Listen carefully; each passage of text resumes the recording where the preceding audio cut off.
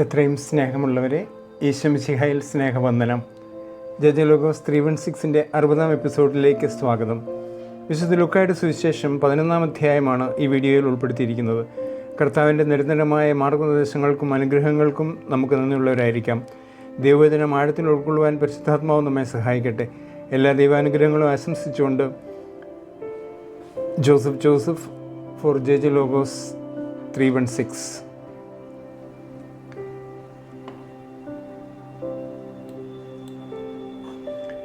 ലൂക്ക 11 ഒരു ആമുഖം. ലൂക്ക 11 യേശു പ്രാർത്ഥനയെയും നീതിയെയും കുറിച്ചുള്ള അഗാധമായ പ്രബോധനങ്ങൾ നൽകുന്നു. ദൈവത്തോടുള്ള ഭക്തി, ദൈവരാജ്യ സ്ഥാപനം, ദൈനംദിന ആവശ്യങ്ങൾ, പാപമോചനം, തിന്മയിൽ നിന്നുള്ള സംരക്ഷണം എന്നിവ ഊന്നിപ്പറയുന്ന ഒരു മാതൃക വാഗ്ദാനം ചെയ്തുകൊണ്ട് അവിടുന്ന് കർത്തൃപ്രാർത്ഥനയിൽ ആരംഭിക്കുന്നു. ഉദാരമായി നൽകാനുള്ള ദൈവിക സന്നദ്ധത ഉയർത്തിക്കാട്ടുന്ന ഉപമകളിലൂടെ പ്രാർത്ഥനയിൽ സ്ഥിരോത്സാഹത്തിൻ്റെ പ്രാധാന്യം അവിടുന്ന് അടിവരയിടുന്നു. യേശു ഒരു പിശാചിനെ പുറത്താക്കുന്നതും ഈ അധ്യായത്തിൽ അവതരിപ്പിക്കുന്നു. ഇത് പൈശാചിക ശക്തി ഉപയോഗിച്ചെന്ന് ചിലർ ആരോപിക്കുന്നത് വിവാദത്തിന് കാരണമാകുന്നു. ദൈവരാജ്യത്തിൻ്റെ ഐക്യവും വിഭജനത്തിൻ്റെ അപകടവും വിശദീകരിച്ചുകൊണ്ട് യേശു ഇത് നിരാകരിക്കുന്നു. അവൻ ഫരിസേയരുടെയും നിയമജ്ഞരുടെയും കാപട്യത്തെ വിമർശിക്കുന്നു. കേവലം ബാഹ്യമായ ആചരണത്തിന്മേൽ യഥാർത്ഥ ആന്തരിക നീതിക്കായി വാദിക്കുന്നു. ചോദ്യോത്തരങ്ങളിലേക്ക് നമുക്ക് കിടക്കാം. ഒന്നാമത്തെ ചോദ്യം: കർത്താവെ, യോഹന്നാൻ തൻ്റെ ശിഷ്യന്മാരെ പഠിപ്പിച്ചതുപോലെ ഞങ്ങളെയും പ്രാർത്ഥിക്കാൻ പഠിപ്പിക്കുക എന്ന് യേശുവിനോട് പറഞ്ഞത് ആരാണ് ഇങ്ങനെ യേശുവിനോട് പറഞ്ഞത് എന്നതാണ് ആദ്യത്തെ ചോദ്യം. അതിൻ്റെ ഉത്തരം ശിഷ്യന്മാരിൽ ഒരുവനാണ് ഇങ്ങനെ പറഞ്ഞത്. രണ്ടാമത്തെ ചോദ്യം: കർത്താവെ, യോഹന്നാൻ തൻ്റെ ശിഷ്യരെ പഠിപ്പിച്ചതുപോലെ ഞങ്ങളെയും പ്രാർത്ഥിക്കാൻ പഠിപ്പിക്കുക എന്ന് ശിഷ്യന്മാരിൽ ഒരുവൻ യേശുവിനോട് പറഞ്ഞത് എപ്പോഴാണ് ഇങ്ങനെ ശിഷ്യൻ പറഞ്ഞത് എന്നുള്ളതാണ് അടുത്ത ചോദ്യം. അതിൻ്റെ ഉത്തരം യേശു പ്രാർത്ഥിച്ചു കഴിഞ്ഞപ്പോൾ, യേശു പ്രാർത്ഥന അവസാനിപ്പിച്ചപ്പോഴാണ് ഇങ്ങനെ പറഞ്ഞത്. മൂന്നാമത്തെ ചോദ്യം: ലൂക്ക 11:2-4 കർത്താവിൻ്റെ പ്രാർത്ഥനയിൽ എത്ര അപേക്ഷകൾ ഉൾപ്പെടുത്തിയിട്ടുണ്ട്? ലൂക്ക 11:2-4 കർത്തൃപ്രാർത്ഥനയിൽ എത്ര അപേക്ഷകൾ ഉൾപ്പെടുത്തിയിട്ടുണ്ട് എന്നതാണ് മൂന്നാമത്തെ ചോദ്യം. അതിൻ്റെ ഉത്തരം 5 അപേക്ഷകളാണുള്ളത്, അല്ലെ 5 പെറ്റീഷൻസാണ് അതിലുള്ളത്. അടുത്ത ചോദ്യം, നാലാമത്തെ ചോദ്യം: ലൂക്ക 11:5-8 ഉപമയിൽ അർദ്ധരാത്രിയിൽ ഒരുവൻ തൻ്റെ സുഹൃത്തിനോട് എന്ത് അഭ്യർത്ഥനയാണ് നടത്തുന്നത്? ലൂക്ക 11:5-8 ഉപമയിൽ അർദ്ധരാത്രിയിൽ ഒരുവൻ തൻ്റെ സുഹൃത്തിനോട് എന്ത് അഭ്യർത്ഥനയാണ് നടത്തുന്നത്? ഉത്തരം: സ്നേഹിത, എനിക്ക് 3 അപ്പം വായ്പ തരിക എന്ന്. അഞ്ചാമത്തെ ചോദ്യം: സ്നേഹിത, എനിക്ക് 3 അപ്പം വായ്പ തരിക എന്ന അപേക്ഷ കാണുന്ന സുവിശേഷ ഭാഗം ഏത്? സ്നേഹിത, എനിക്ക് 3 അപ്പം വായ്പ തരിക എന്ന അപേക്ഷ കാണുന്ന സുവിശേഷ ഭാഗം ഏത്? ഉത്തരം ലൂക്ക 11:5. ലൂക്ക 11-ാം അധ്യായം 5-ാം വാക്യമാണത്. അടുത്ത ചോദ്യം 6: പൂരിപ്പിക്കുക. അവൻ സ്നേഹിതനാണെന്നതിൻ്റെ പേരിൽ അവനൊന്നും കൊടുക്കുകയില്ലെങ്കിൽ തന്നെ ഡാഷ് നിമിത്തം എഴുന്നേറ്റ് അവന് വേണ്ടത് നൽകും. ലൂക്ക 11:8 ഡാഷ് നിമിത്തം അവിടെ പൂരിപ്പിക്കാനാണ് 6-ാമത്തെ ചോദ്യം. ഉത്തരം നിർബന്ധം നിമിത്തം. സ്നേഹിതൻ്റെ നിർബന്ധം മൂലമാണത് സംഭവിക്കുന്നത്.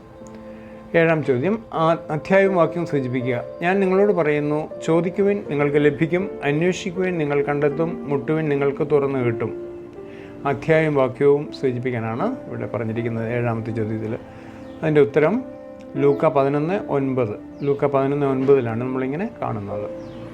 അടുത്തത് ലൂക്ക 8-ാമത്തെ ചോദ്യം. ലൂക്ക 11:12 ഒരു മത്സ്യവും പാമ്പും കൂടാതെ മറ്റേതൊരു ജീവിയെയാണ് പരാമർശിച്ചിരിക്കുന്നത്? മത്സ്യവും പാമ്പും അവിടെ വരുന്നുണ്ട്, അതുകൂടാതെ ഒരു ജീവിയെ കൂടി പരാമർശിക്കുന്നുണ്ട്. ഏതാണതെന്നാണ് ചോദ്യം, 8-ാമത്തെ ചോദ്യം. ഉത്തരം തേളിനെ കൂടി അവിടെ പരാമർശിക്കുന്നു.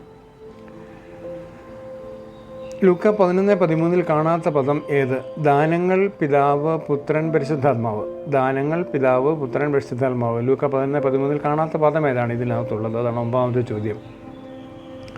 അതിൻ്റെ ഉത്തരം പുത്രൻ എന്ന വാക്ക് അവിടെ കാണുന്നില്ല. അടുത്ത ചോദ്യം 10. ലൂക്ക 11:13 തന്നോട് ചോദിക്കുന്നവർക്ക് പിതാവ് എത്ര അധികമായി നൽകും എന്നാണ് യേശു പറയുന്നത്? എത്ര അധികമായി നൽകുമെന്നാണ് യേശു പറയുന്നത്? 11:13. അതിൻ്റെ ഉത്തരം പരിശുദ്ധാത്മാവിനെ എത്ര അധികമായി നൽകിയില്ല എന്നാണ് ആ സെൻറ്റൻസിൽ അല്ലെങ്കിൽ വാക്യത്തിലുള്ളത്. പരിശുദ്ധാത്മാവ്. 11-ാം ചോദ്യം, ലൂക്ക 11:14 യേശു പിശാചിനെ ബഹിഷ്കരിക്കുന്നതിന് മുമ്പ് ആ വ്യക്തിയുടെ അവസ്ഥ എന്തായിരുന്നു? പിശാചുണ്ടായിരുന്ന വ്യക്തിയുടെ അവസ്ഥ എന്തായിരുന്നു എന്നാണ് ചോദ്യം. ലൂക്ക 11:14 അനുസരിച്ച് ആ വ്യക്തി ഊമനായിരുന്നു എന്നാണ്. ഊമനായിരുന്നവൻ. അടുത്ത ചോദ്യം, ക്വസ്റ്റ്യൻ നമ്പർ 12. ലൂക്ക 11:14 ജനങ്ങൾ അത്ഭുതപ്പെട്ടത് എന്തുകൊണ്ട്? ലൂക്ക 11:14 ജനങ്ങൾ അത്ഭുതപ്പെട്ടത് എന്തുകൊണ്ട്? അതാണ് 12-ാമത്തെ ചോദ്യം. ഉത്തരം, ഊമനായിരുന്ന മനുഷ്യൻ സംസാരിച്ചതുകൊണ്ട്. പിശാചിനെ ബഹിഷ്കരിച്ചപ്പോൾ ഊമനായിരുന്ന മനുഷ്യൻ സംസാരിച്ചു, അതുകൊണ്ട്. 13-ാമത്തെ ചോദ്യം, പിശാചുകളുടെ തലവൻ ആരെന്നാണ് ലൂക്ക 11:15 പറയുന്നത്? പിശാചുകളുടെ തലവൻ ആരെന്നാണ് ലൂക്ക 11:15 പറയുന്നത്? പിശാചുകളുടെ തലവനൊരു പേരുണ്ട്, ആ പേരാണ് ഇവിടെ ചോദിച്ചിരിക്കുന്നത്. ലൂക്ക 11:15 അനുസരിച്ച് ബേൽസെബൂൽ എന്നാണ്. ബേൽസെബൂൽ എന്നാണ് അതിൻ്റെ ആ പിശാചിൻ്റെ തലവൻ്റെ പേര്. 14, വേറെ ചിലർ യേശുവിനെ പരീക്ഷിക്കുവാൻ അവനോട് എന്താവശ്യപ്പെട്ടു എന്നാണ് ലൂക്ക 11:16 പറയുന്നത്? വേറെ ചിലർ യേശുവിനെ പരീക്ഷിക്കുവാൻ അവനോട് എന്താവശ്യപ്പെട്ടു എന്നാണ് ലൂക്ക 11:16 പറയുന്നത്? എന്താണ് ആവശ്യപ്പെട്ടത്? ഉത്തരം, സ്വർഗത്തിൽ നിന്ന് ഒരടയാളമാണ് അവർ ആവശ്യപ്പെട്ടത്, അടയാളം. 15-ാമത്തെ ചോദ്യം, ബേൽസെബൂലിനെ കൊണ്ടാണ് താൻ പിശാചുക്കളെ ബഹിഷ്കരിക്കുന്നതെന്ന് പറഞ്ഞവരുടെ വിധികർത്താക്കൾ ആരായിരിക്കുമെന്നാണ് യേശു ലൂക്ക 11:19 പറയുന്നത്? യേശു ലൂക്ക 11:19 പറയുന്നുണ്ട് ആരായിരിക്കും അവരുടെ വിധികർത്താക്കളെന്ന്. ആരാണ് അതിൻ്റെ എന്നാണ് ചോദ്യം. ഉത്തരം, അവരുടെ പുത്രന്മാരാണ് അതിൻ്റെ ഉത്തരമായിട്ട് വരുന്നത്. 16, ദൈവകരം കൊണ്ടാണ് താൻ പിശാചുക്കളെ പുറത്താക്കുന്നതെങ്കിൽ എന്ത് നിങ്ങളുടെ ഇടയിൽ വന്നു കഴിഞ്ഞിരിക്കുന്നു എന്നാണ് യേശു ലൂക്ക 11:20 പറയുന്നത്? ദൈവകരം കൊണ്ടാണ് താൻ പിശാചുക്കളെ പുറത്താക്കുന്നതെങ്കിൽ നിങ്ങളുടെ ഇടയിൽ എന്ത് വന്നു കഴിഞ്ഞു? ദൈവരാജ്യം വന്നു കഴിഞ്ഞു എന്നാണ് യേശു പറയുന്നത്. ദൈവരാജ്യം പൂരിപ്പിക്കുക. 17-ാമത്തെ ചോദ്യം, ഡാഷ് ആയുധധാരിയായി തൻ്റെ കൊട്ടാരത്തിന് കാവൽ നിൽക്കുമ്പോൾ അവൻ്റെ വസ്തുക്കൾ സുരക്ഷിതമാണ്. ലൂക്ക 11:21 ഡാഷ് ആയുധധാരിയായി നിൽക്കുമ്പോഴാണ് സുരക്ഷിതമാകുന്നത്? ഉത്തരം, ശക്തൻ ആണ് അതിൻ്റെ ഉത്തരം.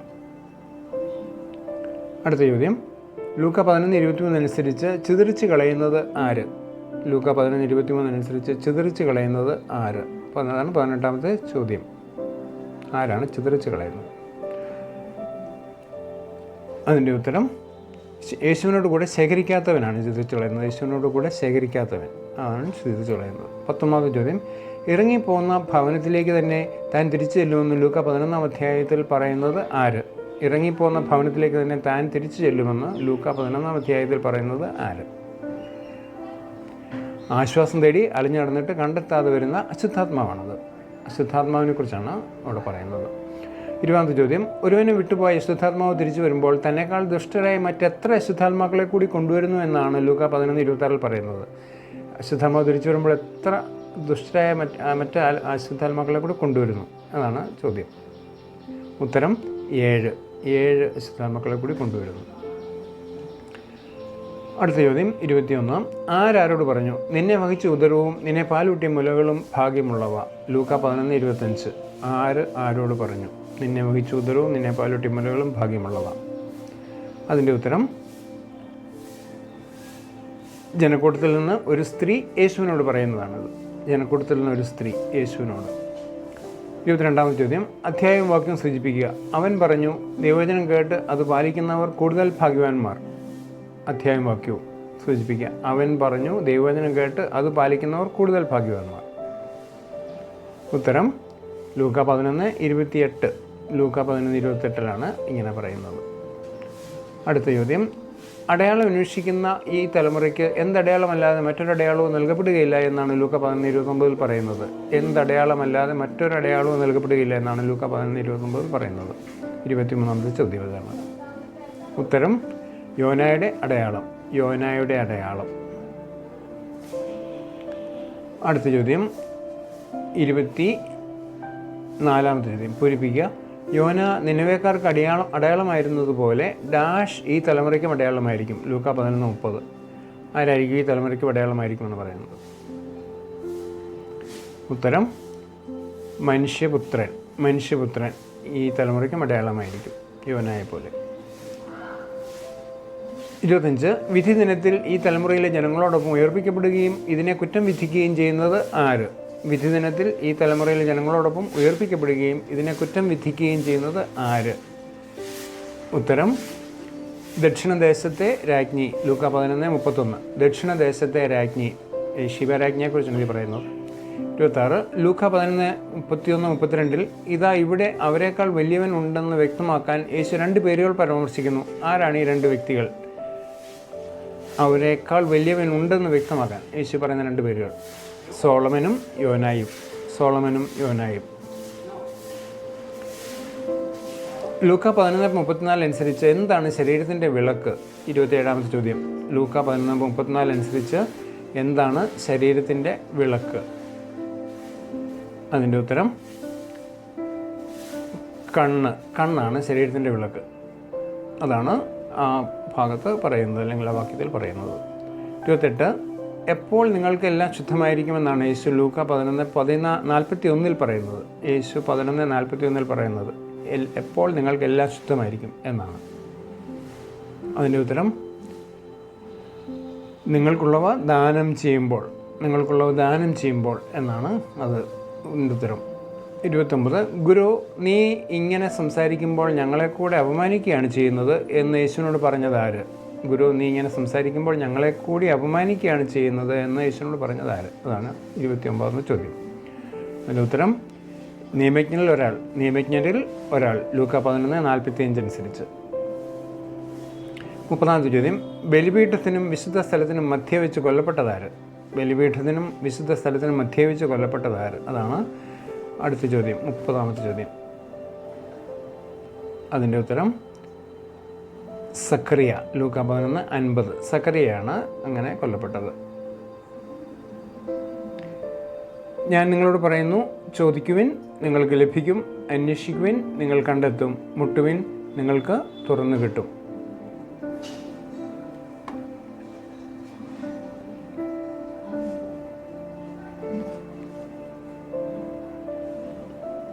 ലൂക്ക 11 ഒരു ഉൾക്കാഴ്ച.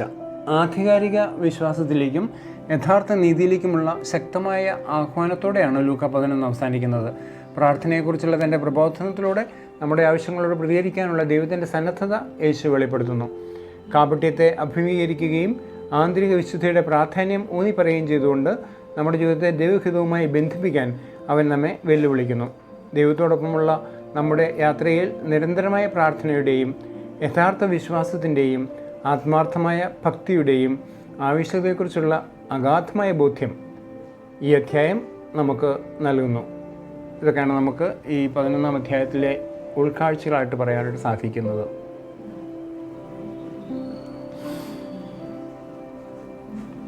ടിപ്സ്. ലൂക്ക 11 നന്നായി വായിച്ചുകൊണ്ട് ആരംഭിക്കുക. പ്രധാന സംഭവങ്ങളും പ്രബോധനങ്ങളും ശ്രദ്ധിക്കുക. പ്രധാനപ്പെട്ട പോയിന്റുകൾ രേഖപ്പെടുത്തുക. ഉദാഹരണമായി കർത്തൃ പ്രാർത്ഥനയിലെ സ്ഥിരോത്സാഹത്തെക്കുറിച്ചുള്ള ഉപമകൾ, യേശു സാത്താനെ ബഹിഷ്കരിക്കുന്നത്, കാപട്യത്തെക്കുറിച്ചുള്ള അവിടുത്തെ പ്രബോധനങ്ങൾ. കേന്ദ്ര തീമുകളായ പ്രാർത്ഥന, ദൈവരാജ്യം, ആത്മയുദ്ധം, യഥാർത്ഥ നീതി എന്നിവയിൽ ശ്രദ്ധ കേന്ദ്രീകരിക്കുക. അധ്യായത്തിൻ്റെ സാരാംശം ഉൾക്കൊള്ളുന്ന പ്രധാന വാക്യങ്ങൾ ഓർമ്മിക്കുക. May God bless you all. Thanks for watching. We are glad you joined us. You made a big difference to this program. എല്ലാവർക്കും എല്ലാ അനുഗ്രഹങ്ങളും നേരുന്നു. ഈ ചാനൽ സബ്സ്ക്രൈബ് ചെയ്യാത്തവരുണ്ടെങ്കിൽ സബ്സ്ക്രൈബ് ചെയ്യുക. നമുക്ക് ദൈവവചനം എല്ലായിടത്തും എത്തിക്കാനായിട്ടുള്ള ഒരു പരിശ്രമത്തിൻ്റെ ഭാഗമായിട്ടാണ് നമ്മളിത് ചെയ്യുന്നത്. അതുകൊണ്ട് നിങ്ങളെല്ലാവരും സഹായിക്കണമെന്ന് അപേക്ഷിക്കുന്നു. ഒരിക്കൽ കൂടി എല്ലാവിധ ഭാവങ്ങളും നേർന്നുകൊണ്ട് ജജലോഗോസിന് വേണ്ടി ജോസഫ്. Thank you.